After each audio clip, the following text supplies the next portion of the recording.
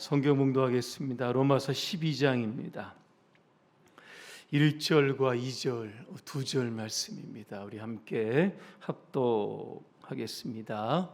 그러므로 형제들아, 내가 하나님의 모든 자비하심으로 너희를 권하노니 너희 몸을 하나님이 기뻐하시는 거룩한 산 제물로 드리라.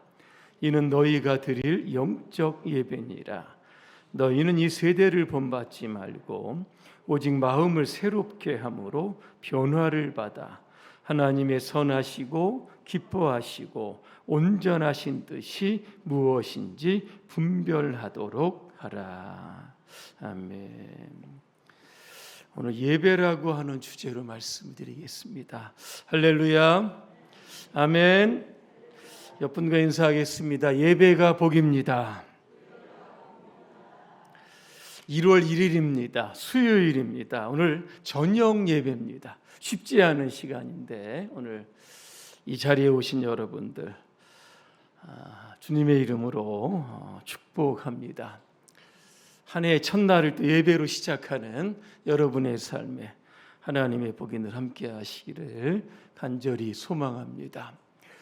참 우리 한국 교인들은 예배를 참 많이 드립니다. 1년에 몇 번 정도 드리는 것 같습니까? 그냥 평균적으로. 네? 150번이요? 또요? 주일 낮, 그죠? 주일 오전, 수요일 몇 번이죠? 기본적으로 150번입니다. 새벽 기도회 매일 드리시는 분이 있습니다. 금요 기도회 드리시는 분도 있고 구역 예배 하시는 분들도 있고 그 외에 또 예배에 참여하시고 매일 TV로 또 예배 드리시는 분들도 있습니다. 한 200번에서 300번 사이 평균적으로 드리지 않을까 그렇게 생각이 됩니다. 이렇게 수많은 예배를 우리가 1년에 드리면서도 예배가 뭘까? 왜 우리가 예배를 드려야 하는지, 예배를 드린 후에 우리의 삶은 좀 변화된 게 있는지 이런 거 한번 여러분 생각해 보신 적 혹시 있으십니까? 만약에 이런 생각과 고민이 없으면 예배는 하나의 형식이 되고 습관이 되는 겁니다. 나의 삶과는 전혀 무관한 하나의 종교의식으로 끝날 가능성이 많이 있다라고 하는 겁니다. 예배가 뭘까 제가 한번 정의를 한번 찾아봤습니다. 예배는 프로스큐네오라고 하는 단어입니다. 프로스라고 하는 것은 뭐뭐에게, 큐네오는 입맞추다는 겁니다. 예전에 종들이 상전에게 존경의 표시로서 발에 입맞추었다. 이게 바로 프로스큐네오입니다. 이걸 예배로 만약에 적용을 하면 우리는 하나님 앞에 엎드려서 경배하는 것, 이게 바로 예배다라고 하는 겁니다. 그러면 성경에 나타난 예배는 어떤 역사를 거쳐서 지금의 우리가 이런 예배를 드리고 있을까라고 하는 겁니다. 여러분, 아담과 하와가 에덴 동산에서 쫓겨납니다. 그 이후에 족장 시대까지 누굽니까? 아브라함부터 요셉까지입니다. 창세기 50장에 나오는 이러한 족장 시대 인물들은 어떻게 예배를 드렸나 이렇게 봤더니 제단을 쌓고 거기에 짐승을 잡아서 피 흘리는 그러한 제사를 드렸던 겁니다. 그 이후에는 성막과 성전의 예배가 있습니다. 이스라엘 백성들이 여러분 출애굽합니다. 광야를 지나갑니다. 예배해야 되는데 어디서 예배 드립니까? 모세가 성막의 설계도를 하나님께 딱 받게 됩니다. 길이가 23m, 세로가 한 45m 정도가 되는 천막으로 지은 성막에서 광야 40년 동안 예배를 드리게 됩니다. 여기서도 주로 이제 짐승을 잡아 드렸던 겁니다. 그 이후에 이제 여러분 솔로몬 아실 겁니다. 솔로몬이 왕이 돼서 솔로몬 성전을 짓게 되었던 겁니다. 이제는 움직이는 성전이 아니라 고정된 성전에서 절기 때가 되면 이스라엘 백성들은 어디에 있든지 예루살렘 성전에 와서 하나님께 예배를 드렸던 겁니다. 자, 그 이후에 보니까 성전이 파괴됩니다. 바벨론의 침공으로 인해서 예루살렘 성전이 파괴됩니다. 그때는 회당이라고 하는 곳에서 예배를 드리게 되었다는 겁니다. 자, 신약 시대에 와서 보면 그 오순절의 성령 감림 이후에 예루살렘 교회가 탄생하게 되었던 겁니다. 그 이후에 우리는 지금 드리는 예배의 형식을 그대로 답습하고 있다라고 하는 겁니다. 그러면 예배는 드릴 때 어떤 자세로 드려야 되는가라고 하는 겁니다. 요한복음 4장 24절에 보니까 여러분 잘 아시는 말씀이 있습니다. 하나님은 영이시니 예배하는 자가 어떻게 해요? 영과 진리로 예배할지니라. 영은 뭡니까? 성령을 뜻하는 겁니다. 진리는 뭡니까? 내가 곧 진리다. 예수 그리스도를 뜻하는 겁니다. 그러니까 마음적으로는 우리 안에 성령이 이제 내재하십니다. 성령 안에서 예수 그리스도에 대한 초점을 맞추어서 우리가 예배를 드려야 된다라고 하는 겁니다. 자, 그런데 오늘 말씀해 보니까 예배는 오늘 예배당 안에서 이게 끝나는 것이 아니라 예배당 문을 나가서면서 이제 삶으로 예배를 이제 새롭게 시작해야 된다라고 하는 겁니다. 오늘 1절에 보니까 그러므로 이런 말씀이 있습니다. 앞에 나오는 말씀의 결론입니다.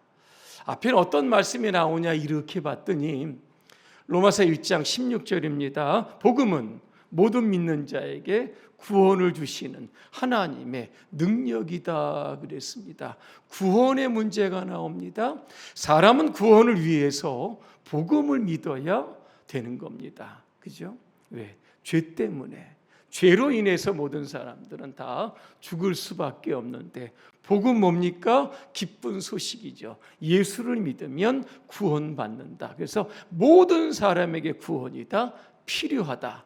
이거 지금 사도 바울이 끊임없이 강조했던 겁니다. 자, 그러면 예수 믿고 난 이후에 구원받은 사람들은 이제 하나님의 자녀가 되고 천국의 시민권 가졌는데 세상에서 어떻게 살아야 되느냐 이거 이야기하면서 이제는 예배당 안의 예배도 중요하지만 예배당 밖에서 이제는 하나님의 자녀로 삶으로 예배자가 되라.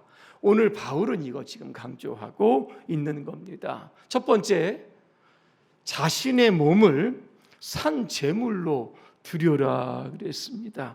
여러분 잘 생각해 보시면 굉장히 끔찍한 이야기입니다. 우리의 몸을 산 제물로 드려라. 구약에서는요 짐승을 잡아서 여러 번 드렸습니다. 근데 신약에 와서는 짐승을 더 이상 잡지 않습니다. 왜 그렇습니까? 예수님을 뭐에 비유합니까? 세상 죄를 지고 가는 하나님의 어린 양이죠.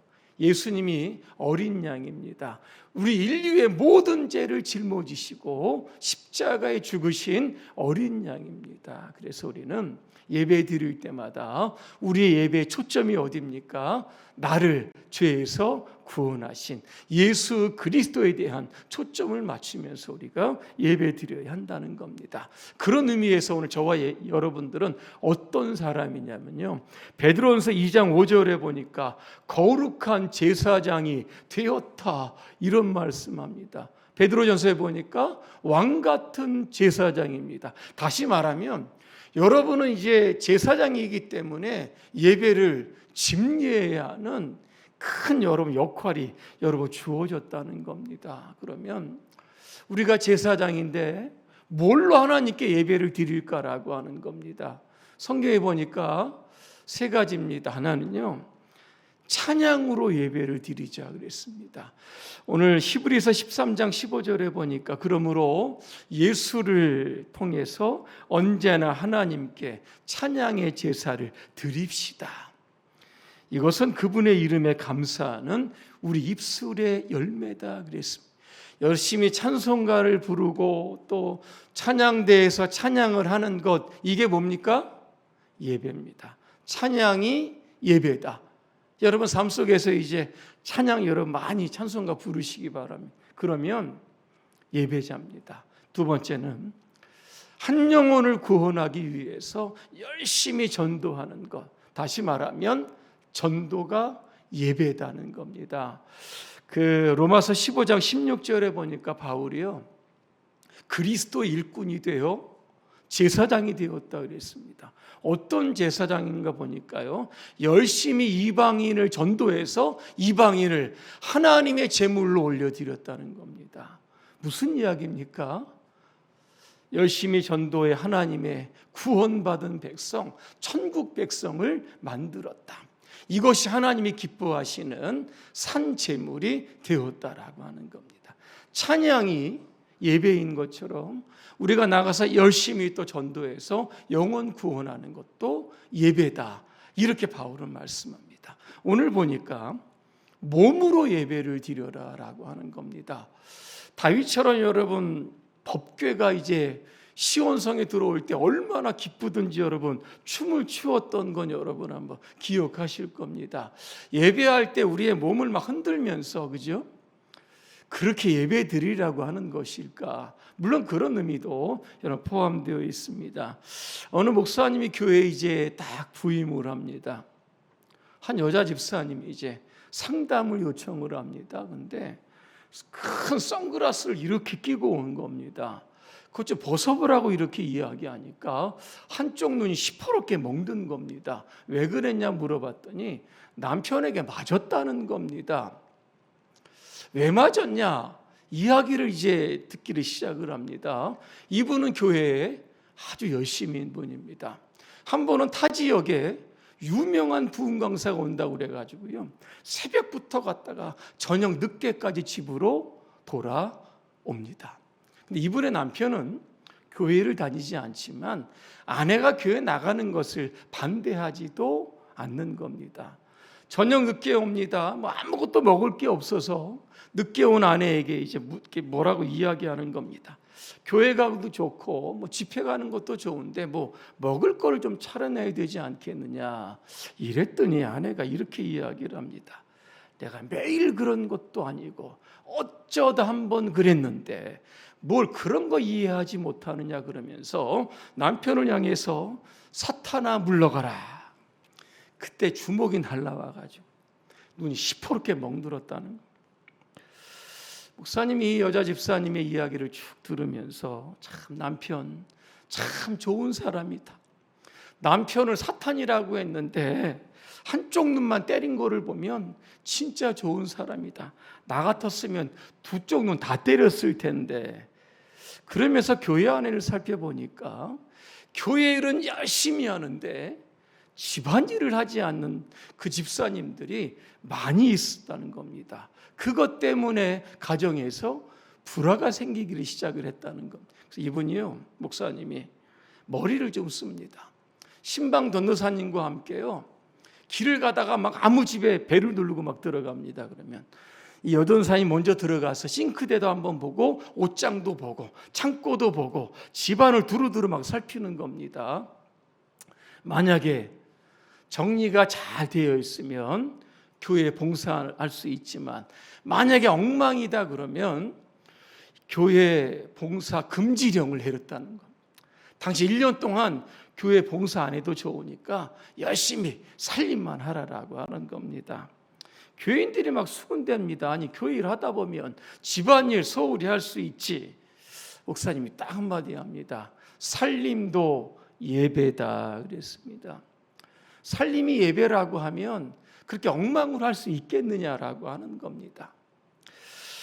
아무리 신앙이 좋아도 그죠? 우리의 삶에 누군가 모범이 되지 못하고 그런 것들로 인해서 끊임없이 만약에 불화와 다툼이 있다라고 하면 이분은 진정한 예배자가 될 수 없다. 오늘 이거 이야기합니다.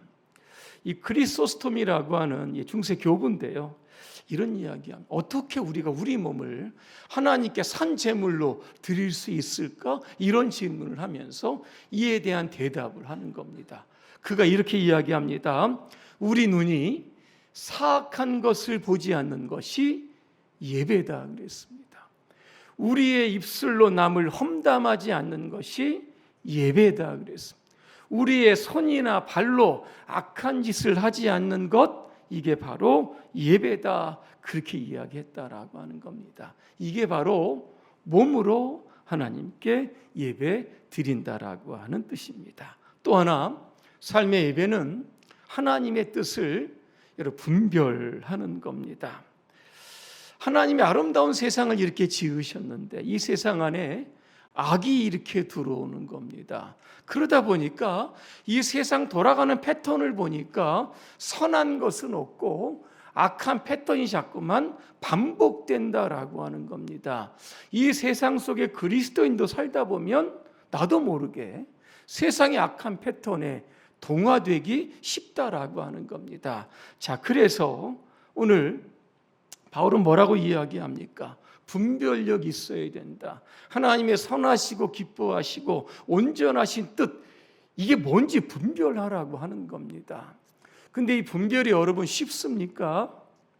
그렇지 않습니다. 왜냐하면 하나님의 뜻과 내 뜻이 다를 때가 있습니다. 예를 한번 들어봅니다.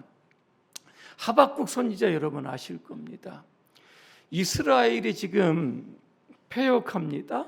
하나님이 심판을 하려고 하는데 어떤 막대기를 드시냐면 이스라엘보다 더 악한 막대기를 드십니다. 누구냐면 바벨론입니다.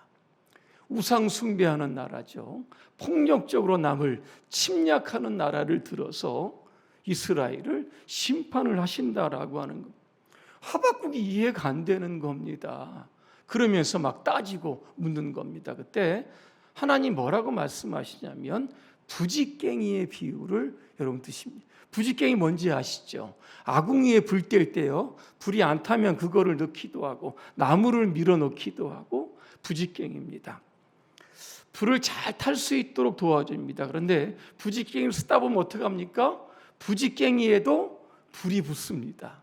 그러다 보니까 맨 처음에는 길었지만 시간이 지날수록 점차 짧아지고 쓸 수 없으니까 결국 아궁이에 던져서 이것조차도 불에 타버린, 이런 이야기를 하시는 겁니다. 바벨론이 악하지만 그 악한 나라를 통해서 이스라엘을 심판하시는 것은 바벨론이 뭐 잘나서 그런 게 아니라 결국 바벨론도 하나님의 심판을 받아 아궁이에 들어간다. 근데 이게 지금 하박국을 이해하지 여러분 못했다는 겁니다. 이처럼 하나님의 뜻과 내 뜻은 이게 너무 차이가 많이 있기 때문에 잘못하면 하나님 내 뜻을 하나님의 뜻으로 오인할 수가 있다는 겁니다. 그래서 오늘 바울은 뭐라고 이야기합니까? 분별하라. 마음을 새롭게 하라. 마음이 뭔가 봤더니 마인드라고 하는 단어로 되어 있습니다. 생각이라고 하는 뜻도 있고 이런 뜻도 여러분 많이 담겨져 있는 겁니다. 이걸 어떻게 이걸 컨트롤할 수 있을까라고 하는 겁니다. 성경에 보니까 그리스도에게 복종하라. 또 하나는 간단합니다. 우리의 생각을 몰아낼 수 있는 방법은 하나님의 말씀을 자꾸만 우리 안에 집어넣으면 우리 안에 악한 생각은 나가게 여러분 된다라고 하는 겁니다. 그래서 하나님의 말씀과 그리스도로 인해서 우리의 악한 생각, 내 뜻은 여러분 다 보내게 되고 결국 하나님의 뜻이 우리 안에 있을 때 우리는 온전한 예배자가 된다. 그렇게 말씀하고 있습니다. 결론입니다. 예배는 오늘 우리가 성전 안에서 드리는 것도 예배지만 또 하나 성전 밖에서 삶으로 몸으로 드리는 것도 여러분 예배입니다. 이런 균형을 여러분 잘 맞추셔서 하나님이 기뻐하시는 그런 예배자로 올 한 해 사시기를 주님의 이름으로 축복합니다. 기도하겠습니다. 은혜로우신 하나님, 오늘은 1월 1일 새해 첫날 수요 예배입니다. 오늘 예배자로 우리가 주님 앞에 서게 하심을 감사합니다. 습관적이거나 형식적인 예배자가 아니라 성령 안에서 주님만 생각하며 드리는 예배자가 되게 하시고 세상에 나가서 하나님의 선하시고 온전하시고 기뻐하신 뜻을 이루어가는 그러한 합당한 예배자로 살아갈 수 있도록 우리 모두를 축복해 주시옵소서. 예수님의 이름으로 기도합니다. 아멘.